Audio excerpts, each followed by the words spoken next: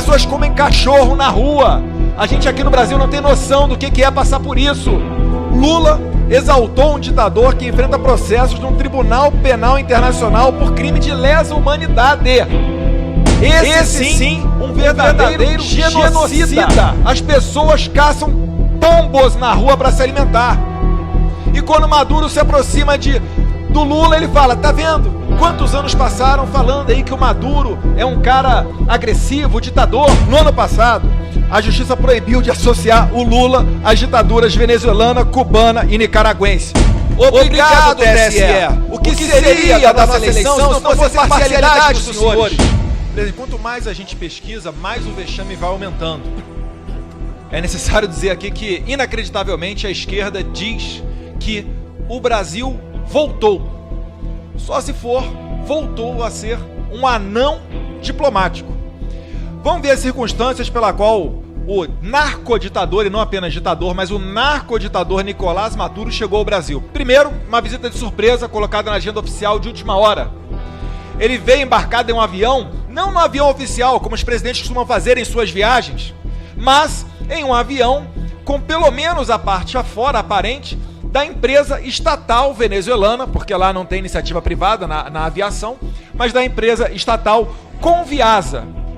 Chegou escoltado no espaço aéreo brasileiro por pelo menos mais 2 aviões sancionados pelo governo norte-americano. Vai vendo o problema que isso pode dar. Primeiro foram os navios iranianos, agora aviões venezuelanos.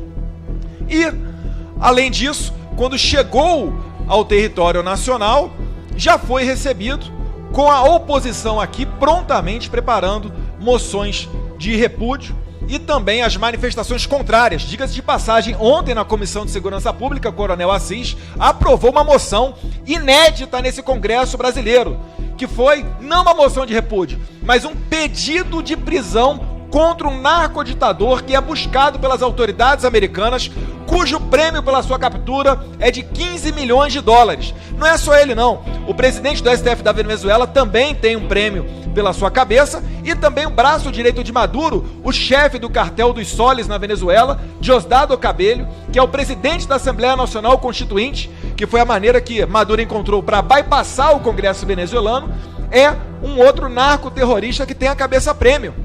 Vale lembrar aqui também que já teve na posição de 02 da Venezuela Tarek El Saimi, que é um narcoterrorista conectado com o Hezbollah e o Hamas. A gente não está falando de pouca coisa não.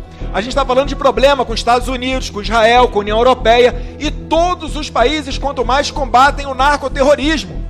Pois bem, Lula exaltou um ditador que enfrenta processos num tribunal penal internacional por crime de lesa humanidade. Esse sim, um verdadeiro genocida que expulsou de 6 a 7 milhões de pessoas do seu território. E se isso fôssemos fazer uma regra de 3 proporcional para ver quantos brasileiros teriam sido expulsos do Brasil caso vigorasse aqui esse socialismo defendido pelo PT, teríamos aqui para mais de 45 a 50 milhões de brasileiros saindo do território nacional. Isso não é brincadeira, isso não é uma narrativa. E não é, como o PT tenta pintar nessa comissão, uma questão ideológica. O próprio presidente esquerdista do Chile afirmou que não se trata de uma narrativa e que a questão é séria. As pessoas comem cachorro na rua. A gente aqui no Brasil não tem noção do que é passar por isso. Eu fui 2 vezes à fronteira com a Venezuela e era comum as pessoas que andavam quase 200 quilômetros da fronteira até a capital Boa Vista, porque não tinham 20, 30 reais para pegar uma condução, dizendo que saíram de lá depois que não tinha mais como alimentar os seus filhos com gato e cachorro, porque acabou. As imagens estão aí no YouTube, qualquer um que tenha acesso à internet vê pessoas caçando pombo na rua. As pessoas caçam pombos na rua para se alimentar. E quando Maduro se aproxima do Lula, ele fala, tá vendo? Quantos anos passaram falando aí que o Maduro é um cara agressivo, ditador? E o Maduro brinca, né? Muitos anos. Falta explicar, perguntar para Delis Ortiz se ela acha Maduro um cara legal. Os seguranças agredindo jornalista. Isso nunca aconteceu nada perto de dar um murro numa mulher jornalista por estar ali fazendo perguntas. Eu quero saber se a Abrage, dominada pela esquerda, se vai fazer alguma coisa. Porque para vir limpar a barra do jornalista que fez matériazinha com a minha esposa, se passando por jornalista, fazendo consulta psicológica com a minha esposa, que inclusive enterrou a carreira dela de psicologia, a Abrage se manifestou para defender aquele vagabundo. Quero ver se vão defender agora a Délis Ortiz. É um vagabundo sim. Se passa por doente para fazer entrevista com a minha mulher, o que minha mulher tem a ver com essa política que a gente faz aqui? Isso é covardia. Tem que botar para fora, falar esse tipo de pessoa que a gente está combatendo aqui. E vou mais adiante. Bolívia deu um calote no Brasil, agora o Maduro, o Lula, junto com o outro lá da Argentina, querem botar a Bolívia, que não é membro do Mercosul, para tomar decisões no bloco.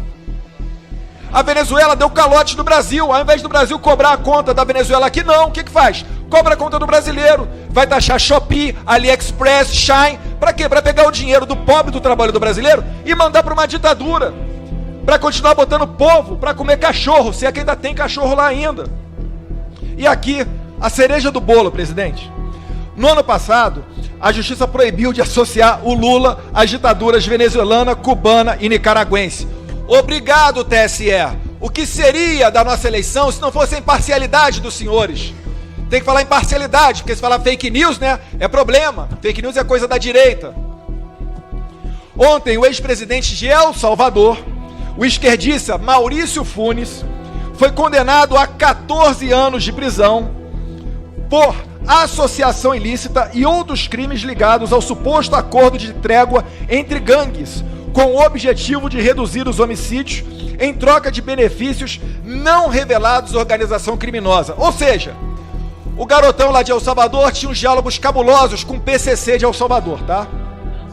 Funes é casado com Wanda Pignato, expoente do PT na América Central, destacada por ninguém menos que Zé Dirceu para financiar a esquerda naquele país e na região, incluindo a Frente Marabundo Marte, guerrilha comunista a qual pertence Funes.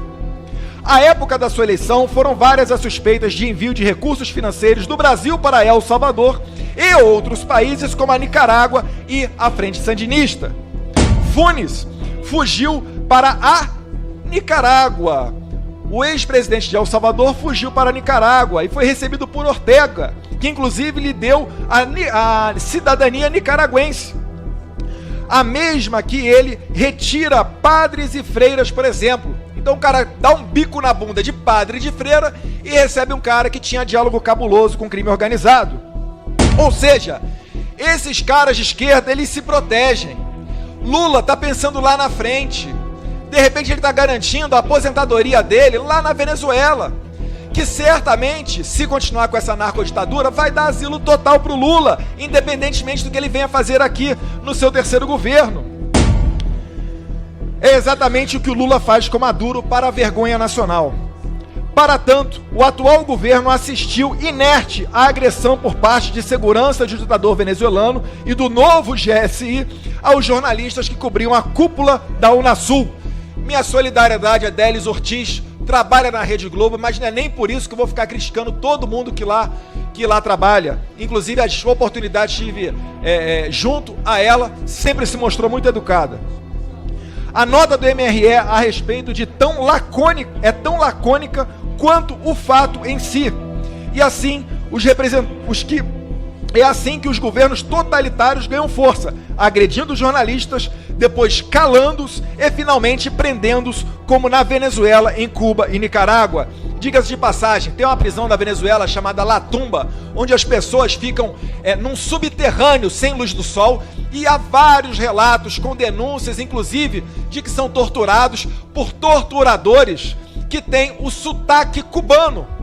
É porque na Venezuela não tem só mais médicos cubanos, não. É mais médicos, mais técnicos, mais esportistas. Tem mais de 50 mil cubanos mole na Venezuela. É cubano, Farc, ELN, Wagner, os mercenários russos. É um barril de pólvora aquele negócio lá. Hamas, Hezbollah, enfim. Não dá para tratar com normalidade e é necessário que essa comissão aprove essa nota de repúdio para que a gente dê uma resposta e não se confunda esse Congresso Nacional com uma ditadura que assassina as pessoas, expulsa outros dos seus países, que inclusive transformou Caracas na capital mais violenta do mundo. Não pense você que o local onde tem mais assassinatos é na guerra lá no Iraque, no Afeganistão ou na Síria. É em Caracas. Muito obrigado, presidente.